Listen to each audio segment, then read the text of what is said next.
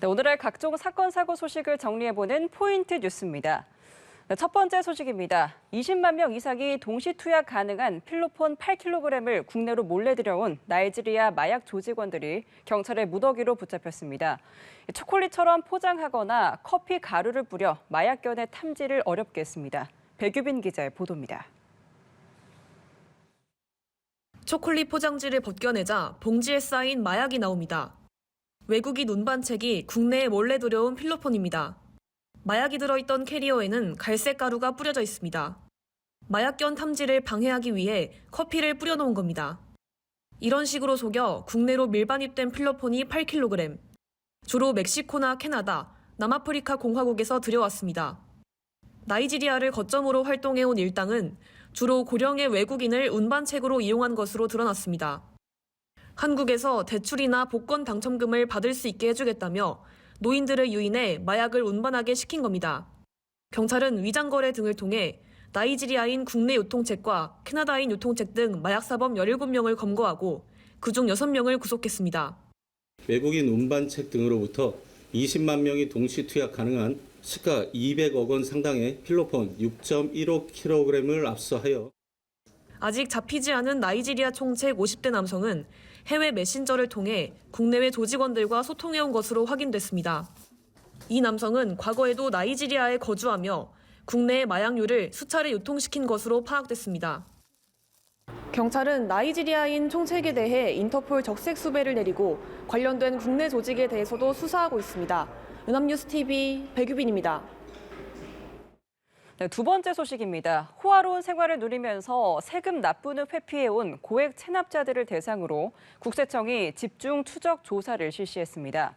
비트코인 등 신종 자산을 통한 재산 은닉 수법도 적발됐는데요. 장한별 기자입니다. 평범한 김치통을 가득 채운 돈다발. 토지 양도소득세 강제징수를 피해온 흔적입니다. 체납자 자녀들의 주소지 4곳을 동시 수색한 결과 현금과 골드바 등 발견된 재산만 무려 11억 원 규모. 다른 체납자 역시 금고 옷장 등에 5만 원권과 금 등을 빽빽이 숨겨뒀다가 덜미를 잡혔습니다. 골드바 이게 구입한 현금 영수증이네요. 이름은 어떤 말씀도 드릴 수 없습니다. 현장 징수를 위해 강제로 문을 열고 들어가는 경우 욕설을 섞으며 거칠게 반응하기도 합니다. 야, 세금 냈다 그랬어 안 낸다 그랬어? 발악해보지만 고가의 가방과 미술품 등 6억 원 상당의 은닉 자산은 금세 들통났습니다. 국세청은 이처럼 세금을 낼 여력이 있음에도 납부하지 않고 버틴 고액 체납자 696명을 상대로 집중 추적 조사에 나섰습니다. 올해 10월까지 확보한 체납액은 총 2조 5천억 원. 배우자 명의로 외국 보험사에 가입하고 보험료를 외화로 송금하는 등 재산을 숨기는 수법은 다양했습니다. 최근에는 가상자산, 유튜브 후원금과 같은 신종자산을 악용하는 사례도 늘고 있습니다. 특히 올해 하반기 가상자산으로 재산을 은닉한 체납자에게 압류한 금액만 287억 원 규모입니다. 가상자산을 친인척 명의로 이전하여 은닉한 체납자에 대해서는 가상자산 추적 프로그램을 활용하여 끝까지 추적하고 있습니다.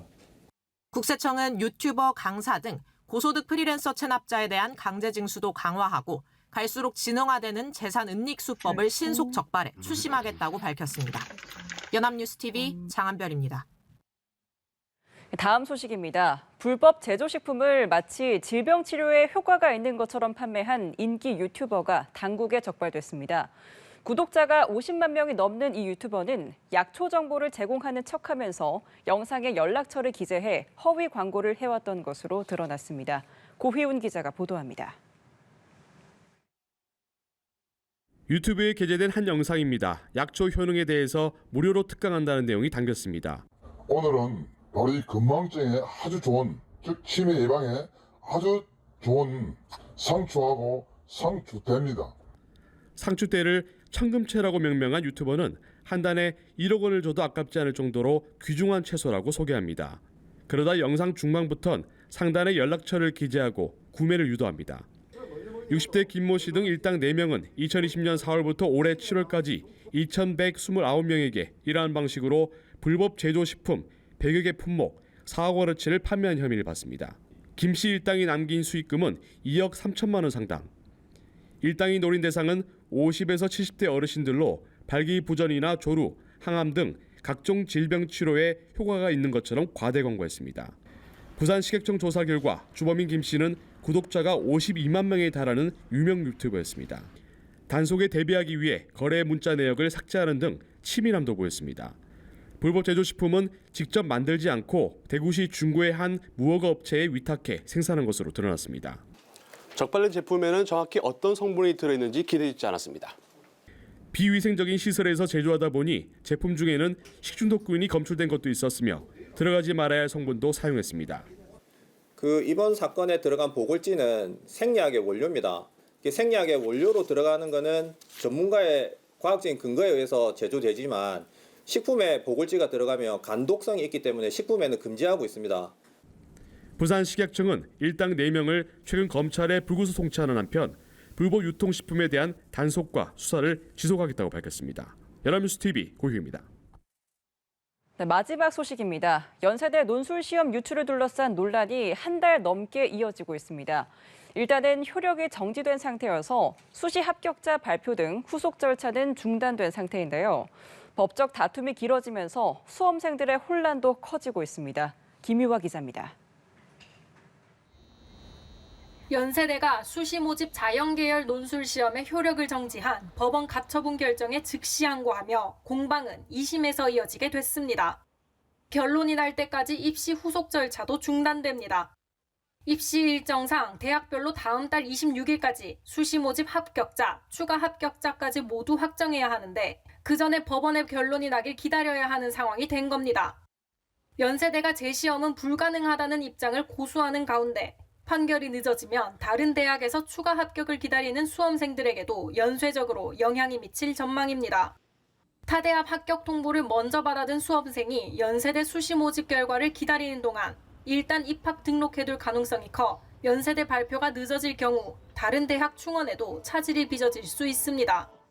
인문계열 등 다른 시험 합격자는 예정대로 발표해야 한다는 목소리도 나오지만 그마저도 셈법이 복잡합니다. 문이과 통합선발하는 인문계열에도 원서를 내놓은 학생들이 있을 수 있기 때문에 중복 합격이 돼서 문과, 이과가 동시에 진행이 돼야 되는 상황이다. 수시 인원을 정시로 이월하는 방법도 있는데 수시 원서 카드 6장 중 1장을 쓴 건데다 최저 학력 기준이 없다는 부분을 노리고 논술만 준비한 수험생도 있어 피해가 작지 않습니다. 교육부도 정시 2월이 합리적인 대화는 아니라고 못 박은 가운데 수험생들은 초조하게 대학 측 대책에 촉각을 곤두세우고 있습니다. 연합뉴스TV 김유아입니다.